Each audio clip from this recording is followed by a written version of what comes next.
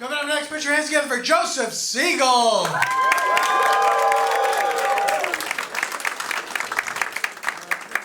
That applause is how you know I brought a bunch of people here. I think I can pinpoint where things really started falling apart in this country.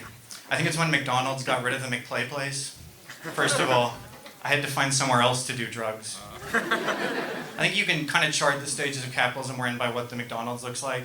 When it started, it had the golden arches, clean, brimming with the spirit of American entrepreneurship and optimism.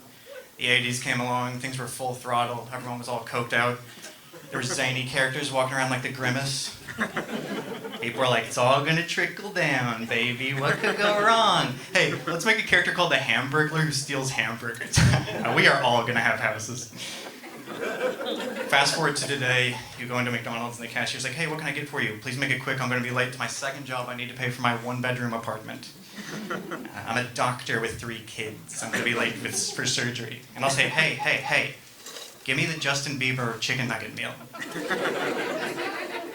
The further we get into the disinformation age, the more stuff I thought we were done with seems to be coming back, like the Flat Earth Society. People explain to me, it's not so much they think the Earth is flat as it is they don't believe something until they see it with their own eyes. So I thought, all right, I think I have a way to end the Flat Earth theory. We give everyone that thinks the Earth is flat a ticket to get on a space shuttle. And once they're on that shuttle, we blow it the fuck up. Problem solved.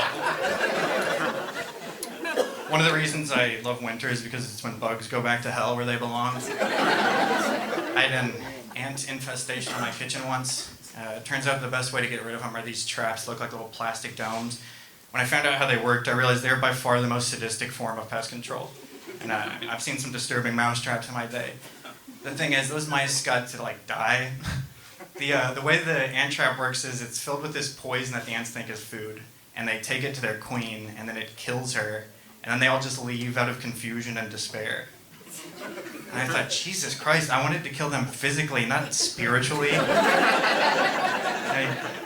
The worst part is all the accusations and finger pointing that must be going on amongst the ants, because they don't know what the fuck went on. I'm their phantom menace. It would have ultimately hurt me a lot less to have just taken a hammer to them, which is what I'm going to do next time. I'm just going to take a hammer to them. I really hate how many things are becoming self-help terms. Like, I heard one the other day, I've got to call bullshit on. Someone said, sorry I'm late, I've got time blindness. I'm time blind.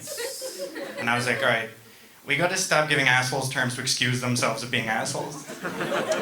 Like, I'm late to stuff all the time, and I know it's because I'm an asshole. I either genuinely think I can work with the time I have, or I have some inherent disdain for being told what to do. The point is, I've got shit to work out, but I sure as shit ain't time blind. I know the time.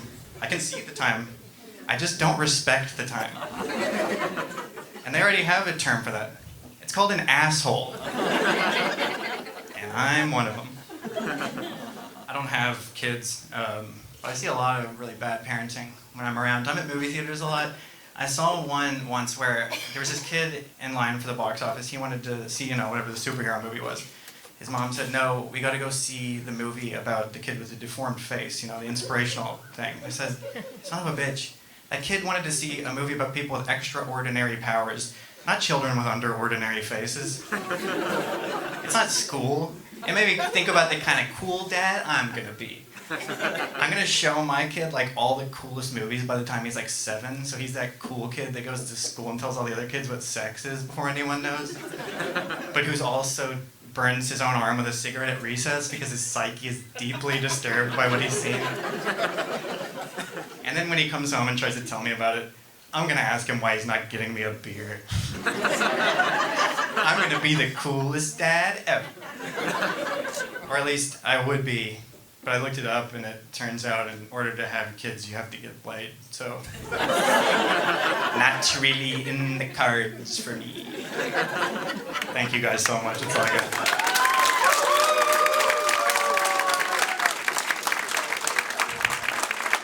Joseph Siegel, everybody. Give it up for Joseph. He can still be a cool stepdad. He's got it.